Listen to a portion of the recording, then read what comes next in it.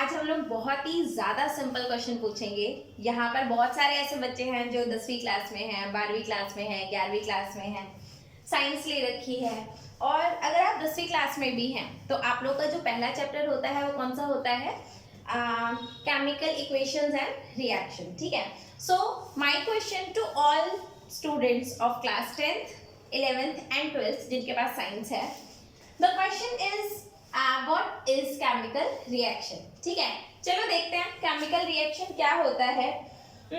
सोचो क्या होता है, क्या हो सकता है केमिकल रिएक्शन। आप लोगों ने पढ़ा है, केमिकल इक्वेशंस बहुत पढ़ी हैं। ठीक है, केमिकल इक्वेशन की बात करें तो 10वीं क्लास में सबसे पहले पढ़ाते हैं, हमें क्या पढ़ाते हैं जी? मैग्नीशियम को अगर ऑक्सीजन के साथ रिएक्ट करवाए तो वो क्या बना लेता है? Magnesium oxide. मैंने 10वीं क्लास का एग्जांपल इसलिए लिया है क्योंकि 10वीं क्लास का एग्जांपल सब लोग समझ सकते हैं। सही बात है ना? ठीक है, तो ये बात समझ में आ रही है।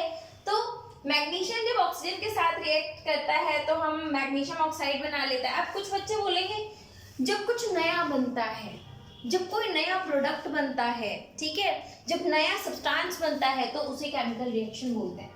अच्छा चलो ठीक है, मान लिया, ओके। तो some of you will say when a new substance is formed, right? चलो मान लिया आपकी बात, हो गया, ओके। नहीं आया मेरे समझ, नहीं आता मेरे को ये सब समझ। क्या नया सब्सटेंस, क्या कैसे बताऊं मैं क्यों बोलूं ये नया है? अरे भैया, मैंने पानी लिया, उसको जमा दिया, बर्फ बन गई, सॉरी बर्फ नहीं लिखते, आइस लिख देते हैं, ठीक है, आइस बन गया, ठीक है, वो भी नया, मेरे लिए तो नया भाई। अब इसमें और इसमें क्या डिफरेंस है? आप कहोगे अरे इसको रिवर्स किया जा सकता है। क्या किया जा सकता है? आइस को दोबारा से पानी में बदला जा सकता है। तो आप कहोगे कि ये रिवर्सिबल है और ये इरिवर्सिबल है। इसमें इसको रिवर्स नहीं किया जा सकता, इसको रिवर्स नहीं किया जा सकता, इरिवर्सिबल। ठीक है, सो इट इज केमिकल। आप कहोगे ये केमिकल है मैडम, क्यों? क्योंकि इसको रिवर्स नहीं किया जा सकता। ये क्यों है? ये क्यों आपका फिजिकल है? क्योंकि इसे रिवर्स किया जा सकता है। तो आप कहेंगे कि ये इरिवर्सिबल होना चाहिए। समझ में आई बात? मेरे को अभी भी नहीं समझ में आया इरिवर्सिबल का क्या मतलब है भैया। ये रही मेरी चौक, तोड़ दिया, ठीक है, जोड़ के दिखाओ दोबारा, जोड़ो। Is it a chemical reaction और अ फिजिकल रिएक्शन? अरे भाई ये भी आपका क्या है?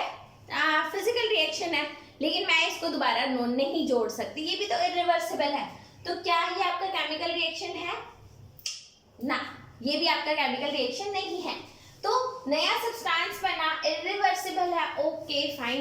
बट बेसिक सेंस में अगर आपसे मैं बोलूं कि केमिकल रिएक्शन क्या होता है तो क्या कोई बता सकता है? अच्छा चलो, आप कहोगे कि आप समझना ही नहीं चाहते हो तो समझाएंगे। ऑलराइट, अब यहाँ पर अगर मैं आपको बोलूं, यहाँ पर मेरी बात अब ध्यान से सुनना, ठीक है। हम बात करते हैं फोटो सिंथेसिस की, राइट। अगर हम फोटोसिंथेसिस की बात करें तो होता क्या है? सोलर एनर्जी इज एब्जॉर्ब्ड,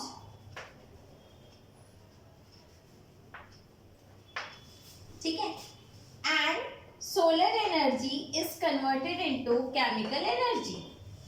ध्यान से मेरी बात सुनो, solar energy is converted into chemical energy. कैसे? अभी भी सोचो, क्या होता है केमिकल रिएक्शन?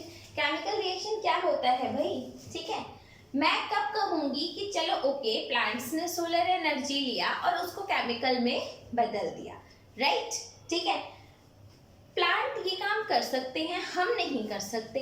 क्यों नहीं कर सकते बच्चे? जब हमें भूख लगती है तो हम धूप में थोड़े जाके खड़े होते हैं, धूप में जाके खड़े होते हैं कि हाँ भाई चलो भूख मिटाने धूप में आ जाते हैं, ऐसा नहीं होता। ठीक है, तो केमिकल रिएक्शन का क्वेश्चन अभी भी रिमेनिंग सेम है कि केमिकल रिएक्शन होता क्या है। ओके, अगर आप लोगों ने सोच लिया है, समझ लिया है, बच्चे ये टॉपिक पढ़ाया बहुत जाता है लेकिन समझ में नहीं आता। So let me tell you the answer. किसी भी रिएक्शन को आप केमिकल रिएक्शन बोलोगे if there is movement of electron, that's it। आई बात समझ में? आई बात समझ में? कॉपी में उठाकर देख लें। आप लोग केमिस्ट्री पढ़ते हो, ठीक है, 10वीं में हो, 9वीं में हो, 9वीं में के बच्चों को भी पढ़ाया जा सकता है, ठीक है। आप 10वीं में हो, 9वीं में हो, ठीक है, 11वीं में हो, 12वीं में हो, सो आपकी केमिस्ट्री के जितने भी चैप्टर्स हैं उठा के देख लेना। जहां पर भी इलेक्ट्रॉन की मूवमेंट होती है उसको हम क्या बोलते हैं? Chemical reaction. तो हमारा अब आंसर क्या बनता है? What is chemical reaction? Wherever there is movement of electron, whenever there is movement of electron, it is known as chemical reaction. तो इस चीज को आप लोग कभी देख भी लेना, समझ भी लेना। जहां पे भी इलेक्ट्रॉन मूव करेगा तब हम बोलेंगे केमिकल रिएक्शन होती है। अब अगर इसको बहुत ही बेसिक से उसमें समझाया जाए तो इस बात को याद रखना, फोटोसिंथेसिस में भी क्या होता है? इलेक्ट्रॉन की मूवमेंट होती है। और अगर आप देखोगे नमक जो बनता है NaCl, आप लोगों को पता ही होगा, it is also formed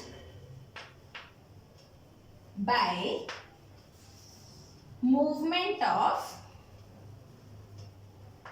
electron and hence it is a chemical reaction। और जिस भी रिएक्शन के अंदर इलेक्ट्रॉन नहीं मूव किया तो समझ जाना कि वहां पर केमिकल रिएक्शन नहीं हुई, ठीक है। अब आप समझ सकते हो, if you are converting your water into ice, क्या इसमें इलेक्ट्रॉन मूव कर रहा कहीं पर? जी नहीं, उसने सिर्फ अपना स्टेट चेंज किया है, एनर्जी चेंज करी है, लेकिन since there is no electron movement, it is not a chemical reaction. Okay, bye bye.